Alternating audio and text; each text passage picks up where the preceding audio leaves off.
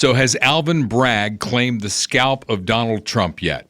The very latest on this, including interesting criticism coming from the left. CBDC, what is it and how might it be used? We'll discuss that. Florida is the laughing stock of the left. We'll compare the Sunshine State to what the administration is doing to the rest of the country. Then we'll jump into the debate on education and parents' role in that. All of that plus the latest news and a display of class and grace at the NCAA tournament. All of that just ahead on this episode of Dale Carter's America. From the heart of flyover country, he's not on the far right, and he's certainly not on the far left. Like you, he's somewhere in the middle. This is Dale Carter's America. With Kurt Wheeler, I'm Dale Carter, and at the top of the podcast, we always salute our sponsors here who bring you this podcast, the folks that we would ask that you at least kick the tires with, especially our good friend Bob Watson at State Farm Insurance. Bob has been helping folks with their insurance needs in Blue Springs and the surrounding area for 5 decades. His office right there on Main Street in Blue Springs, 7th and Main, 816-229-7878. Auto, home, life, commercial insurance, boats, licensed in Missouri and Kansas. Had an interesting conversation with Bob Watson this morning that we'll get to deeper in the podcast. But for right now, everybody needs insurance. Even you people who don't think you need insurance, you need insurance. Maybe you need it more. Kurt's going to have a special story about that coming up. But if you need insurance, and you do, make sure you get a quote from Bob Watson at State Farm, 816-229-7878. Surprisingly great rates at State Farm. Royal Roofing and Solar, they basically keep the rain out of my house, and they're ready to do the same for you. If you need your roof looked at, inspected, we're about to go into spring. That's going to bring hailstorms, always does, in the Kansas City area. And, of course, at Royal Roofing, they're into solar these days. That means you can turn your house into its own energy generator. It's not about being green, it's about being smart. Own your utilities instead of renting them.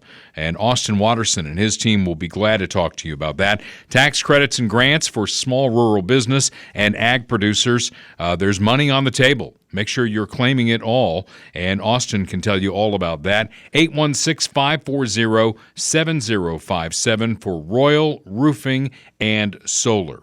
Funhouse Pizza at 50 Highway in Lee Summit and 7 Highway in Blue Springs. We are working on our next live event. Would love to see you, meet you. Thank you for your support of Dale Carter's America. Lee Summit's going to be up next. We'll get you a date here coming up in the coming weeks. But Funhouse Pizza, Jim Dingman, a fine American, always has something fun going on at Funhouse.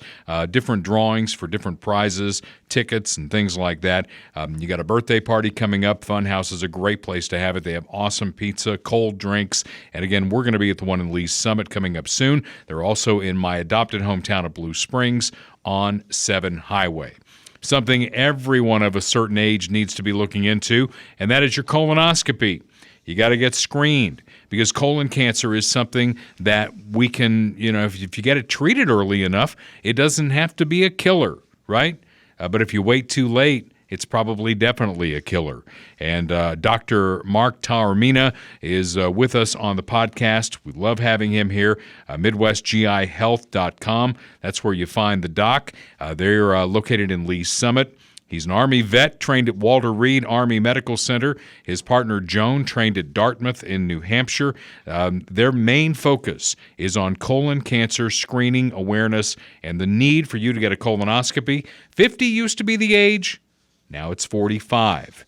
And colon cancer is a killer. You can get in front of it by getting screened at Midwest GI Health, MidwestGIHealth.com. You can reach them at 816-836-2200. So thank you to our sponsors, part of Dale Carter's America. This was not where I wanted to start today, but unfortunately this is where we will start. Nashville obviously is dealing with a crisis there.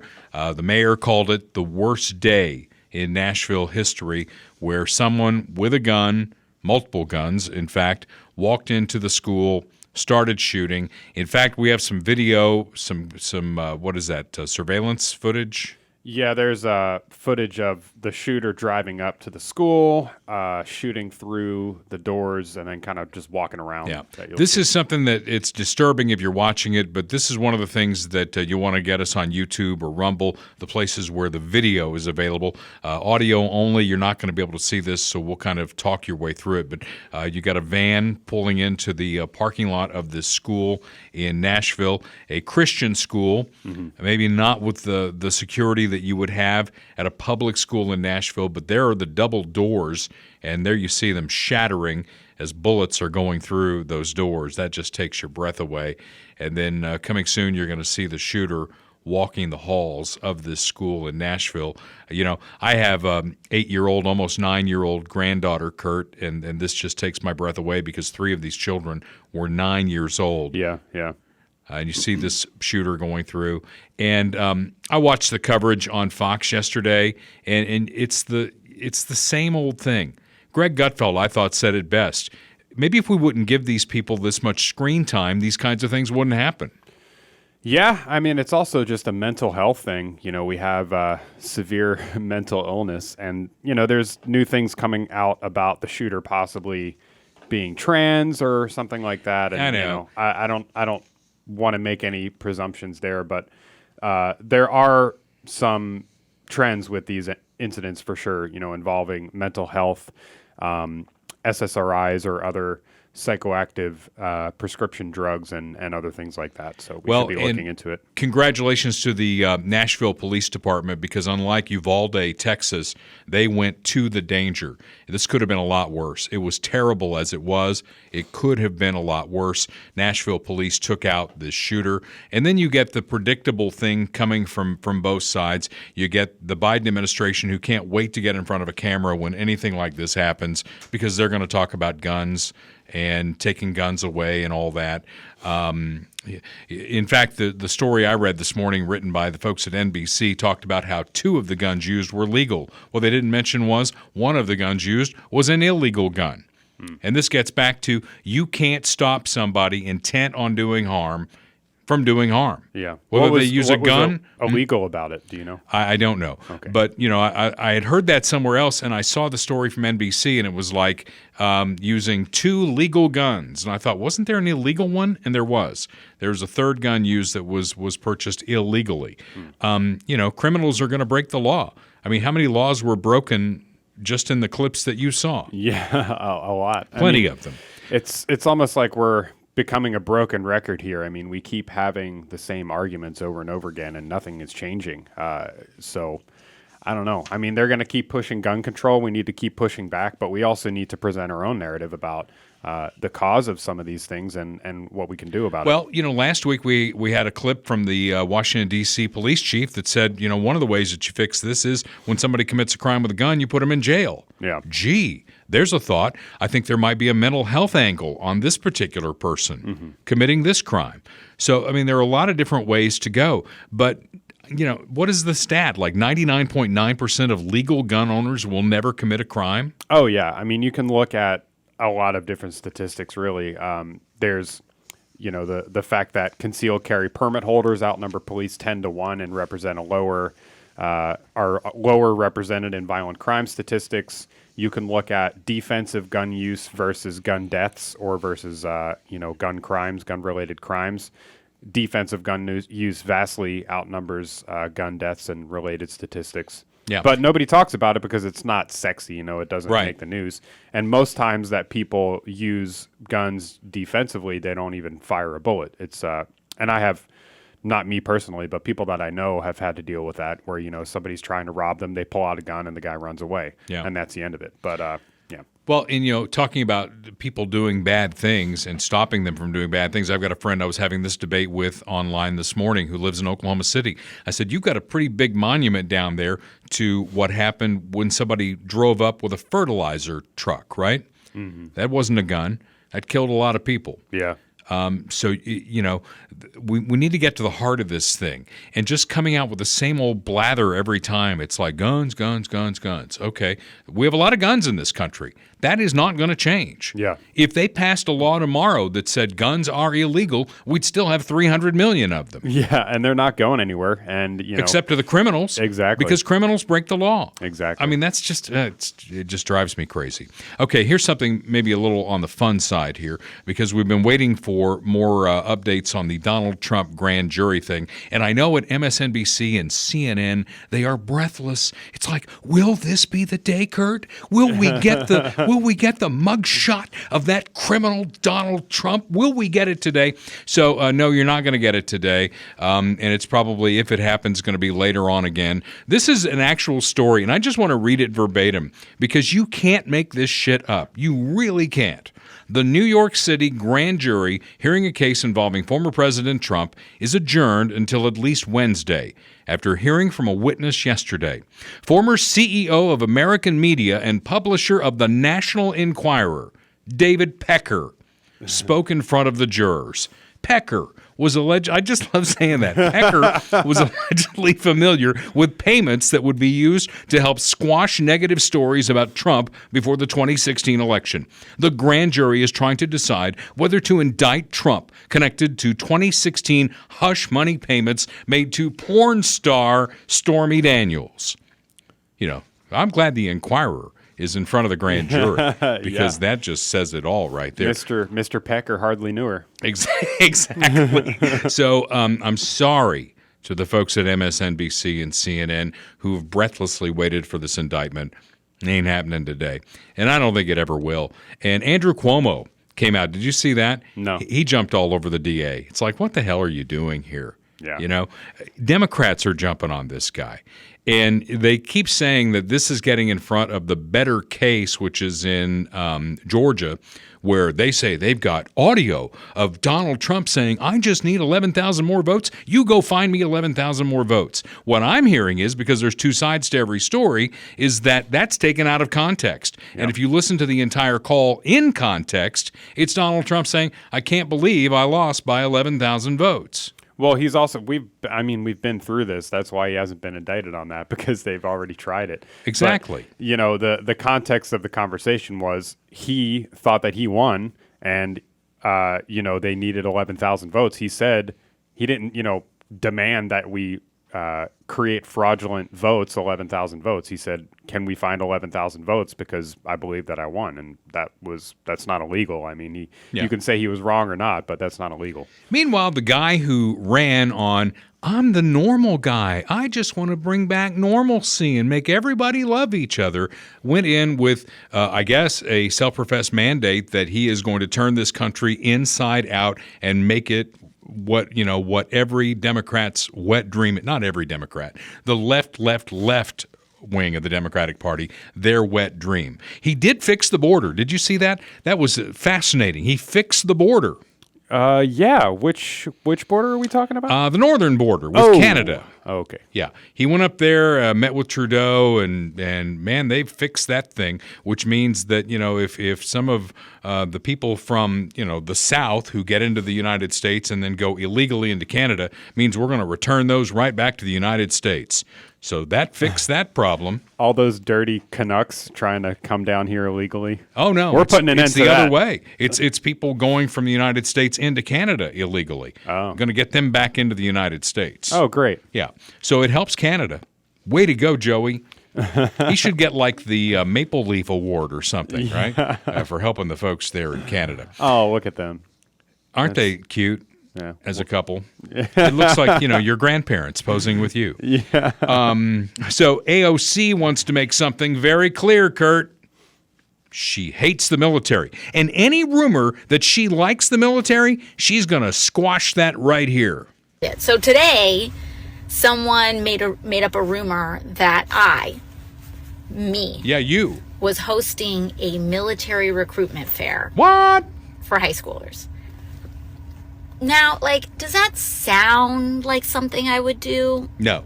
Like, It does not sound like something that you would do. I mean, they hate the fact that the military goes into high schools, and I think part of their rationale is that they only target poor people. Well, when I was in high school, all the branches of the military came to my high school, and I talked to the Marines, and it turned out I was not one of the few, the proud, the Marines. Mm-hmm. I was a slob who was on the radio, and I was probably drunk when the guy came to talk to me about it.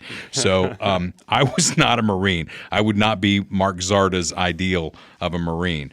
But don't you listen to that and go, why wouldn't you be for recruitment to the military? The military that keeps you safe and free and allows you to be an idiot in Congress. Yeah. Yeah, I mean, it's kind of telling that she came, she felt like she had to make a statement about that. Like, if it wasn't a big deal, then why would you just not say anything? Yeah. I can't believe that. They accused me of helping recruitment for the military. Yeah. Does that sound like me? No, it definitely does not. Okay, so in the state of Missouri, St. Louis and Kansas City in particular, the most stolen vehicles popping up, and this has been in the news for the last couple of weeks, are Kias and Hyundais, the two most stolen vehicles in the Kansas City and St. Louis metro areas. And Kurt, that hit close to home to you. It did. Unfortunately, yesterday, my wife's car, which is a Kia Soul, was stolen out of our driveway. And so we called the cops, and they came, or one cop came, and he was telling us, that's the deal with the Kias and the Hyundais right now. There's apparently something where you can steal them easily because the ignition has this weird bug where you can kind of pop it out and put in a USB or something like that. So people who know what they're doing are able to steal the cars within like 30 seconds to a minute and then just take off. So we didn't even notice. I mean, it happened in the middle of the night. I guess that would have been Sunday night. And woke up yesterday and it was gone. So that is unfortunate, but and we had known about it because it was happening in St. Louis. It's been a story in St. Louis for a while now, for a few months at least. But we had the story here last week for both Kansas City and Independence, which is right next door to Kansas City. Mm-hmm. Same story. I mean, it's those two brands. Yeah, and we live in Raytown, which is close to the Kansas City border and also pretty close to Independence. But it's troubling because you think you live in a safe neighborhood and then something like that happens. So, we're going to be vigilant and keep our eyes peeled and, informed all the neighbors and stuff like that. But I don't know if we'll even ever see it again, but I guess we'll find out. Well, hang in there. I know you guys got State Farm insurance, so they're going to take care of you. What you might want to get with your settlement money, because chances are they're not going to find that vehicle, you should go get a Camaro because they won't be around much longer. Did you see that GM is ceasing production on the Chevy Camaro because it doesn't fit their all-electric model going forward? Yeah, well, they're all trying to go all-electric by like 2050 or something like that, right? I think it's even before that. And there's so many holes that we can poke in this, and we do it all the time. And all I ask people to do is ask critical questions. And when they look at you with that blank look on their face and say, well, that's settled science. That's settled science. Here's something to keep in mind. The American automakers are all in on this. Why do you think that is? Because they're making a lot of money. Well, they're a lot more expensive. Electric cars are a lot more expensive. But they're getting a wink and a nod from the administration, right? That if this thing fails, we got your back. Yeah. Well, they're getting it now. I mean, you look at all of these manufacturers. I mean, Tesla is the big one that is the most obvious because they only make electric vehicles. But all of these car manufacturers are getting tax credits from the federal government in order to incentivize production of these cars.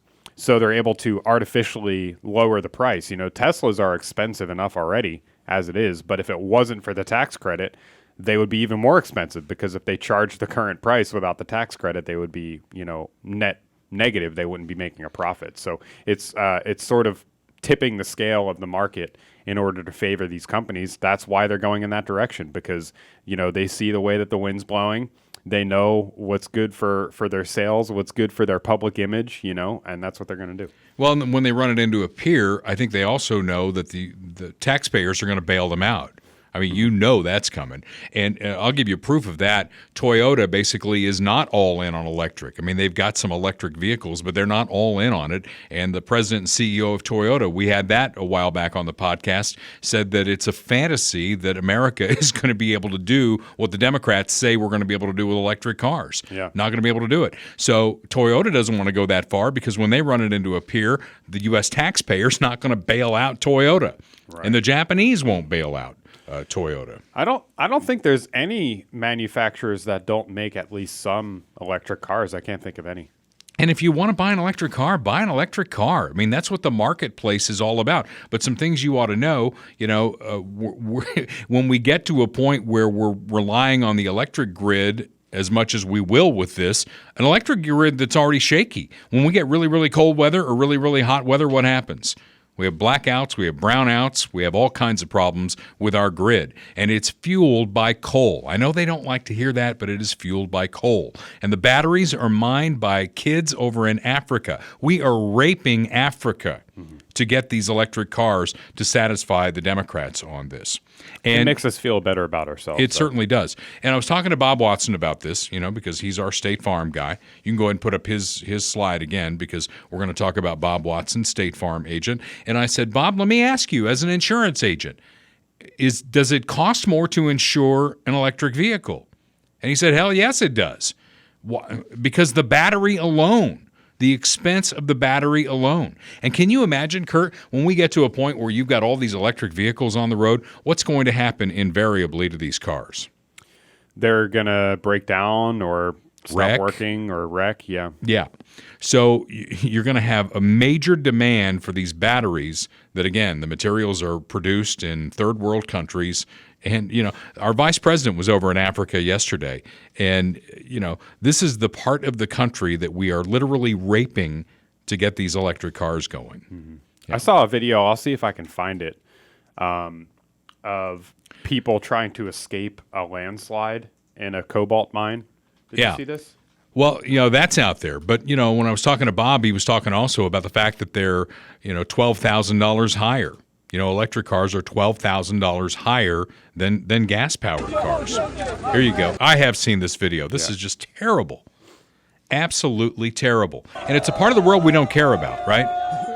Yeah, I mean, I don't think anybody that's buying electric vehicles is really thinking about this, but this is what's happening, every day.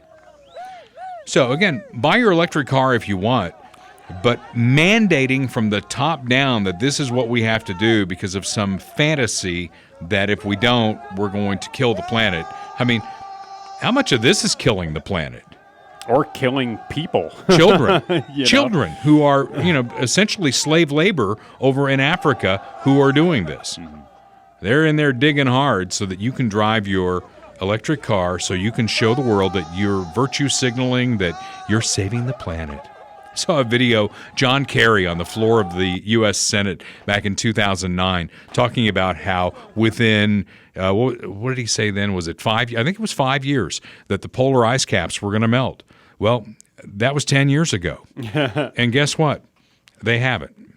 Yeah. Well, he's saying that. I mean, they're all saying that, every 5 years, every 10 years, it's another 5 years or something. Again, let the market drive this thing. Get your thumb off the scale and let the market drive it. And if you want to get an electric car, I've got friends who have electric cars. Let them have it. Play that clip.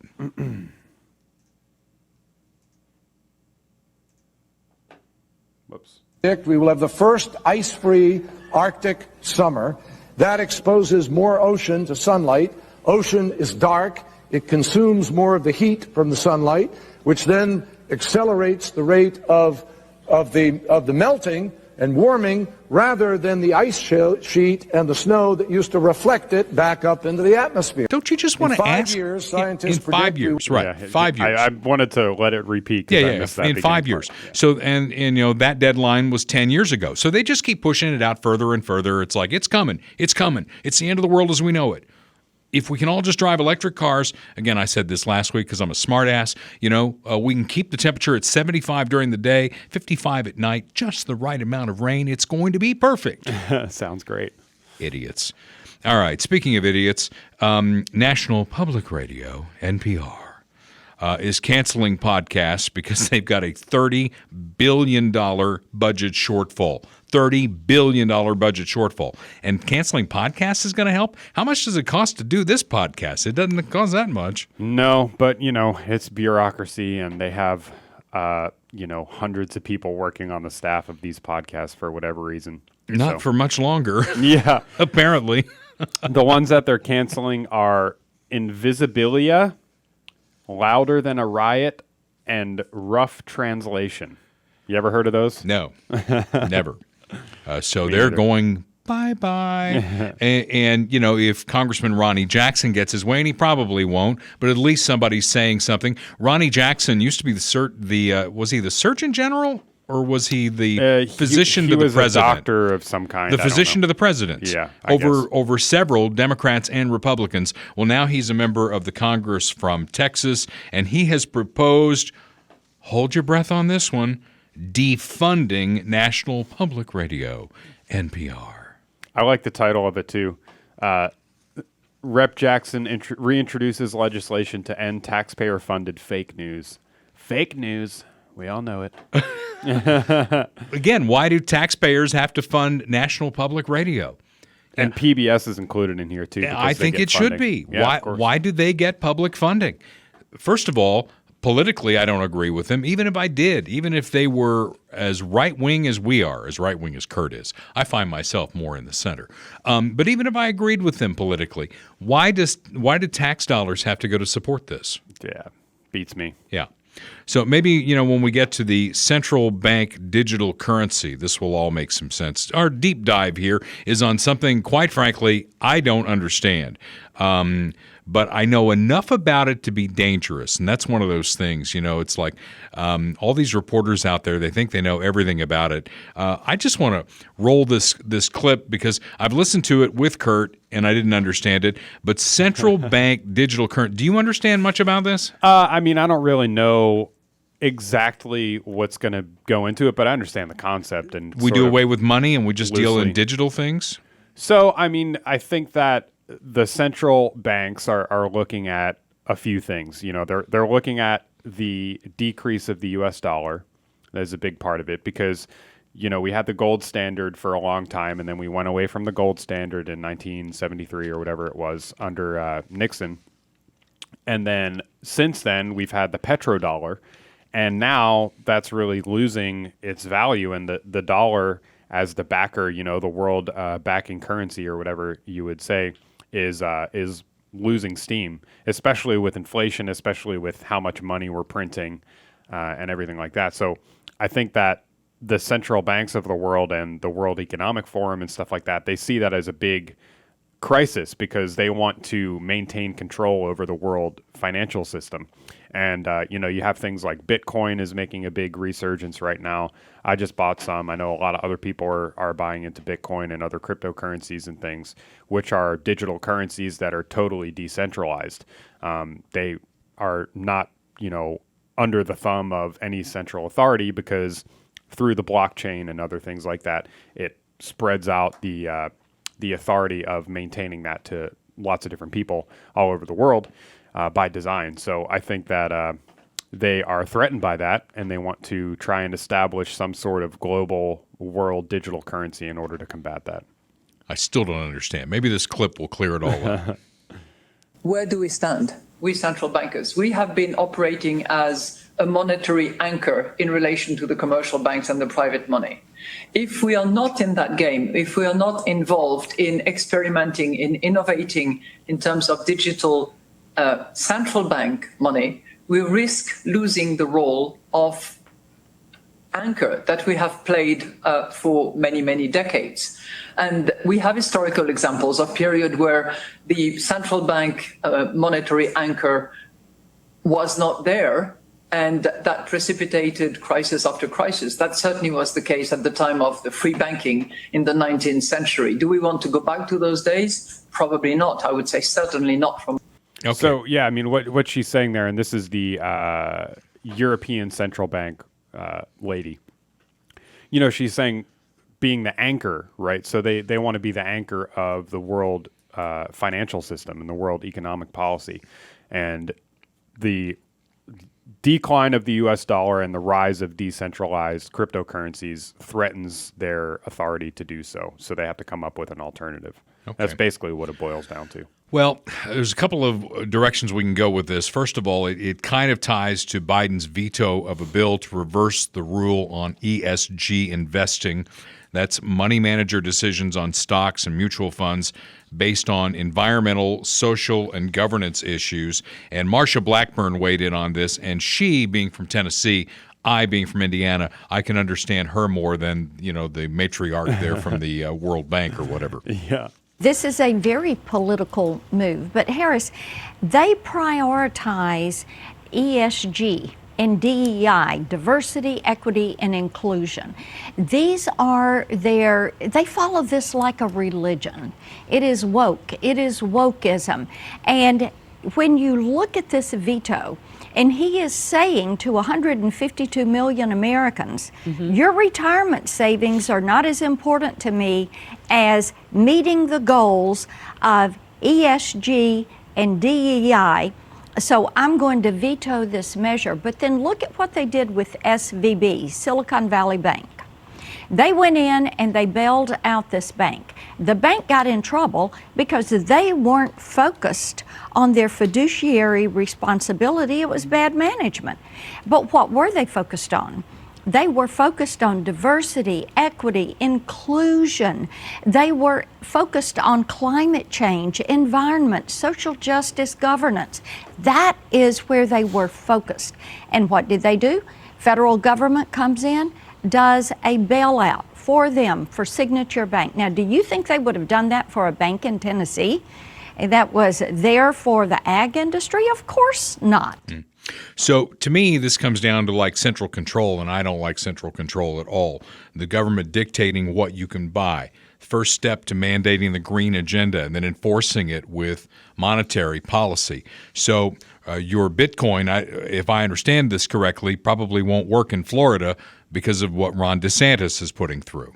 No, it will, because Okay. it's not centralized currency. So Okay. what they're proposing is a new currency to combat decentralized cryptocurrencies. And I mean, right now there are certain coins, certain cryptos that you can actually buy things with, like Ethereum and other things. But Bitcoin is sort of more like gold or silver. It's more Okay. of like you're holding it for value type of thing. So DeSantis proposing legislation in Florida to prohibit the use of federal or foreign CBDC as money. While protecting against government surveillance over your personal finances. But our legislation shouldn't stop there. Given the continued increase in Chinese influence in worldwide affairs and increase in plans to adopt CBDC worldwide, our legislation also prohibits any CBDC issued by a foreign reserve or government-sanctioned central bank. This will ensure that any effort to adopt a worldwide digital currency will never occur in the free state of Florida. And finally, I'm calling on like-minded states like Florida to adopt similar legislation into their uniform commercial codes and to reject any changes to their uniform commercial code that would formally recognize a central bank digital currency. And Big Brother's digital dollar. Yeah. I love that on the podium. I think that was the same speech where he went viral for, kind of taking a jab at Trump over the porn star payments or whatever. Yeah. So. Well, Ron DeSantis is governor of Florida, and Florida versus the U.S. is on our radar today. And it started for me with comments made by Anna Navarro on The View, claiming that she is miserable living in Ron DeSantis's Florida. Sonny told me this morning I need to find my happiness. She's sending me to Finland. Master class. But she was upset at like 8:30. I was like, you need to go to Finland. Well, maybe if you lived in Florida, you'd be upset 24 hours a day, too. That's true. Well, the beauty of the United States is if you don't like where you live, you can live somewhere else. Also, I'm calling bullshit. Sorry. I mean, you live in Florida. You are probably worth a lot of money. You're on TV. You're spending all your time not on The View. You're on the beach. You're sipping mimosas. It's bullshit. You would have left already. You love Florida because you love the beach. and you love pampering yourself. Yeah. And you don't want to leave because you don't want to give that up. Right. And I want to move to Florida. So if she wants to move out, I'll move in. It'll be a zero-sum deal there. And what's up with those earrings that she's wearing? They must weigh like 5 pounds. I don't know. It looks like cultural appropriation. I think it is cultural. So she says that she doesn't like being in Florida because everything's being banned in Florida. And that's kind of like the liberal drumbeat here is everything is being banned in Florida except the kitchen sink. And she says that may soon be banned. Well, we'll talk about bans coming up here in a second. A parent in Florida, this is another thing the liberals are just, their hair's on fire about. They're putting this around Ron DeSantis' neck. And when I looked at the story, it's a parent that complained about this. I guess Michelangelo's David, do they have a statue of that? So they don't have the original. No? I don't know. That's not the original. But it's causing a stir because, it's a naked man in the statue. But that thing's been around. Michelangelo's David goes back hundreds of years to the Renaissance. And then a reminder to you, John Ashcroft, when he was Attorney General, there are nude statues at the Justice Department, and he had them all covered. He had them all draped because he's he's a very religious man and all that. And so, the left is going crazy about this because this is art and you should get this. And never mind that he's got his wanker hanging out there or whatever, that's art. And you know that, right? You're a Renaissance kind of a guy. Of course. Yeah. So that's definitely art. Then you've got this. The NAACP has issued a travel advisory to deter people of color from visiting or moving to Florida. So play the clip on that DeSantis had on that, and then I've got my own question on it. What a joke. Yeah, we'll see how effective that is. Just remember, during COVID, these people would be on CNN, all this stuff, slamming Florida, saying we were so bad, don't go to Florida. And then they would end up being spotted on the beach somewhere, vacationing in Florida. So this is just ridiculous. Yeah. So where are black people at risk in Florida? Are they? I don't even what's the warning supposed to be against? Like you're moving there or visiting there because, it's not good for black people. And I kind of wonder shouldn't they be issuing warnings for Chicago, Baltimore, right. Washington, D.C., Kansas City, No. Where are black people more at risk? Well, Florida, obviously, because racism or something. I don't know. Yeah, we'll get to that when we get to education here coming up in just a little bit. Meanwhile, in the rest of the country, we talked about the gas stove ban. The list of things that the Biden administration wants to ban makes anything Florida's doing pale by comparison. And New York State will be the first state in the nation that will ban gas stoves in all new construction. All new construction. Now, we don't have a gas stove at our house because it doesn't make sense financially to run the gas line to it. The house I bought, they had an electric stove, and we'd have to tear up the ceiling. My wife hates it. She wants a gas stove. But no gas stoves in all new construction in New York. And a sidelight on that, my friend Gary Farnsworth sent me a note. Today, March 28th, is his mom's 100th birthday. She's 100 years old today. Happy birthday. She lives at the healthcare resort in Leawood, Kansas. Gary wants all of us to know that she cooked several meals a day for over 70 years on a gas stove, and she's 100 years old. Nice. So, happy birthday. Yeah. Happy birthday, and know that the gas stove didn't take her down for sure. The Biden administration continues to ram electric cars down our throats. We've talked about that with no plan for the chaos that will ensue. New restrictions coming on washing machines and air conditioners. They want to take America and drive it back to the Stone Age, and I think they'd be happy with that. Yeah, in this article that we just pulled up for New York, it's not just gas stoves. It's, if passed as is, the measure would prohibit the installation of fossil fuel equipment in new construction. Water heaters. Yeah, so common fossil fuel household items, including furnaces, water heaters, dryers, etc. So it's not just stoves, it's any gas-powered appliances. So more pressure on the electrical grid. Yeah. Where they want to put all of the cars on the electrical grid. Mm-hmm.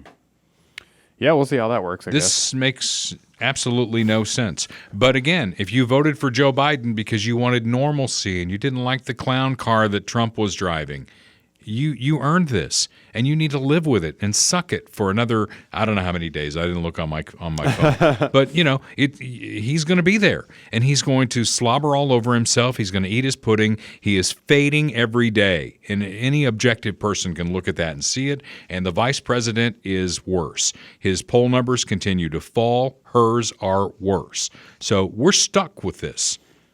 Yeah, for now, and he'll probably run for re-election too, I think. And the only block or break that we've got on it is a Republican House that so far, I know there were a lot of people who were worried about Kevin McCarthy taking over as Speaker. I think he's done a good job. Yeah, not bad so far. Not bad at all. All right. Education and parents. L.A. school teachers strike a tentative settlement. Remember, they were the ones that had to be dragged back into the classroom when the COVID specter was lifted. And now you got them on the video there dancing away in the rain. And a couple of them got their masks on, too. That's good, because when you're outside, that's when you really need your mask. Is that like waterboarding? They're wearing a mask in the rain? Yeah. I mean, it reminds me of the TikTok nurses. You know what I'm saying? Yeah. It's like, oh, things are so bad and so serious that we're going to go on social media and record videos of ourselves dancing. Well, the 30,000 teachers who were striking, teachers' aides, bus drivers, custodian, and other sports staff, the agreement includes a 30% wage increase and a retroactive pay increase between $4,000 and $8,000. The new minimum wage in the LA Unified School District will be $22.52 an hour. So, you folks in California, your taxes are going up because you can't print money, right? Only the Fed can do that. So where's the money going to come from? The tax base. Yeah, it's going to come from that and from the destruction of your purchasing power. Well, Not to mention they have $5 million per black citizen in San Francisco that, they're about to pass too. So. Exactly. Reparations. Where's that going to come from? Good luck. And then Gavin Newsom wants to run for president. I'd love to have that debate every day. Grand Valley State is a university in Michigan. They have announced that they are going to have 5 separate graduations. They will separate graduations by race, ethnicity, and sexual identity. My question is 5 enough? Yeah, we need more. That's not enough. We need a lot more. Not enough equity. More equity. What do you got on that? So this is the letter that they sent out to the students. Dear Laker graduates, Grand Valley hosts 5 unique graduation celebrations annually designed to honor our diverse graduates. These programs complement the university commencement ceremonies and are an opportunity to come together and acknowledge Laker accomplishments and the spirit and traditions of our diverse identities and cultures. So they have Asian graduation celebration, Black graduation celebration, Latino/A/X graduation celebration.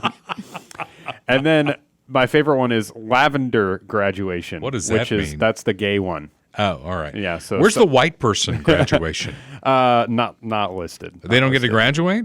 I think, the people who are pushing this would say, well, the normal graduation is the white graduation. So isn't that like acknowledging white supremacy if you're saying that, oh, the real graduation is the white graduation? But anyways, and then they have the Native American graduation celebration. So there will be like 5 people at that one. I mean, how many Native American graduates do you think they have in each class? Probably not too many. These are the goofy things that we love to goof on here at Dale Carter's America. But the good news is, sanity is prevailing in places like Arkansas, where Sarah Sanders is doing a fantastic job as governor. She pushed back against Arkansas teachers filling out a white privilege survey. I had to do that. Did you really? Yeah. As a teacher? Yep. Wow. Because we wouldn't make you do it here. I mean, not at the radio well, station. I would do it here just for fun because I think it would be funny. Maybe we should do that for an episode. Okay. And the World Athletics Organization will ban trans women from track and field competitions, stating there is insufficient evidence that trans women do not retain advantage over biological women. Duh. Duh. You know, you've got the swimmer out there. I guess ESPN did some big special over the weekend on Leah Thomas. Yeah. You know, yeah. the guy who's pretending to be a woman so that, you know, it's all about winning, right? You want to win. It's like, gosh, I was 400 something in the world in men, and now women, I'm crushing this thing. Yeah. The Why wouldn't you? patriarchy prevails again. Exactly. I mean, you know, it's about women's rights. I mean, where are all you people who believe strongly in women's rights? Where are you not leading the charge on this? Because men are dictating to you what a woman is, and that you just have to deal with the competition from them. Well, World Athletics said, nah, we're not going to go that way. True. Parents' Bill of Rights passed in the House with no Democrat votes. Now, I looked at the bill. Unlike a lot of bills that come out of the Democrat side that are like 2,000 pages long and get passed in the middle of the night, this thing was 32 pages long. Nice. It's short, really, for a bill coming out of Congress. And I kind of went through it, and it's all about centering it so parents have more of a say in their kids' education. Who can argue with that? Yet Democrats want you to think it's fascism. They want you to think that the Republicans have lost their minds. In fact, the Democrats have lost their minds. We have some clips. We start with the Honorable Sheila Jackson Lee from Texas. Beings endure suffering and humiliation. Don't we want our children to be kind? Don't we want our children to know that slavery was wrong as I fight against slavery today that still exists? What? Don't we want our children to understand the basis of all of our history, the mosaicness of this nation and African American history? Don't we want teachers to get the salaries that they deserve? And don't we want to make being... Okay, so a couple of things there. There is nothing in the bill that says slavery won't be taught. Slavery is taught everywhere. We know what slavery was. As far as teacher salaries go, that's a local issue. Los Angeles wants to give their teachers a 30% raise. God bless those teachers who are going to make that money. I don't know how they're going to pay for it, but they're going to make that money. So the only thing that came out of this bill that I heard a Democrat say something that I agreed with was, where's the enforceability on this and how are you going to pay for it? Two things I never thought I'd hear a Democrat say because they don't really care about that sort of thing. Well, they only care about it when it suits them. I mean, they only care about it when it's for some policy or ideological pursuit that they disagree with. And all of a sudden, you know, transparency. From the fascist state of Florida, the Representative Frederica Wilson. How disgraceful. We want to terrorize the very people who love our children, keep them safe, and educate them for over 8 hours daily. Our teachers are sacrificial lambs.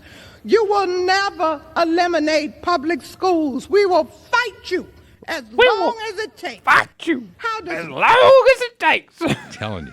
I did love her in the Jeffersons, though. I thought she did a great job on that. Okay, the leader of the Democrat Party, the minority leader in the House of Representatives. This is the guy who needs to walk or work across the aisle with Republican counterparts if anything is ever going to be done, and really shouldn't be the flamethrower that he is.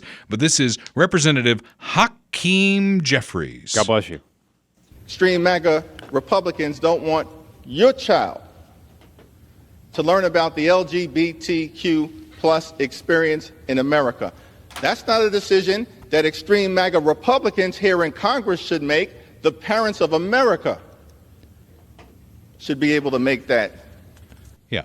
You won't find LGBTQ, LMNOP+++ anywhere in the 32-page bill. Yeah. It's not there. It's a straw man, obviously. It's Extreme crazy. MAGA Republicans don't want the children of America to learn about the Holocaust. That's crazy too. That's taught in history. Of course it's taught in history. Slavery is taught in history. You people are losing your minds over stuff like this. He has this this kind of similar to like Cory Booker, but less charismatic. Because Cory Booker, you know, he does the thing where he's like, you know, he's like gets real intense. He and gets you know, into it. But he has kind of the similar thing, but he does it all with his hands instead of like his eyes and his face like Cory Booker does. He's like, yes, it's like you're trying too hard, man. My favorite Cory Booker thing was when he compared himself to Spartacus. Oh yeah, of course. That's an all-time great. All right, so we covered a whole lot of ground here, and I want to leave you with this week on Dale Carter's America. The classiest moment at the NCAA tournament. Of course, everybody in the Midwest wanted Kansas State to make the Final Four because they got as far as they did. They've got a brand new coach this year. His name is Jerome Tang. He is very eloquent. And after losing a heartbreaking game to Florida Atlantic, Jerome Tang actually went to the Florida Atlantic locker room and said this. Toughness, your togetherness, your ability to make plays for each other, right? Like the way you communicate with each other. Nobody can beat y'all, right? Nobody can. So just stay together. Don't get distracted between now and then. All right? Stay locked in. Keep doing what you're doing. Y'all the toughest son of a guns we played all year long. Just proud of y'all. Be rooting for you. All right? Is that not the definition of class and grace? Yeah, classy. Very classy. Very classy. So Kansas State, you folks out there, and I know we got a lot of K-State fans who listen to the podcast here. You've got a good one in Coach Jerome Tang. So on that note of class and grace, until we meet again around the microphone and the video cameras wherever you get this podcast, this is Dale Carter's America. The views expressed on Dale Carter's America are Dale's and Kurt Wheeler's. They do not necessarily reflect the views of KFKF or Steel City Media. Comments can be sent to dalecartersamerica@gmail.com. Check back for weekly episodes. Subscribe, spread the word, and give us a 5-star review. Thanks for being a part of Dale Carter's America.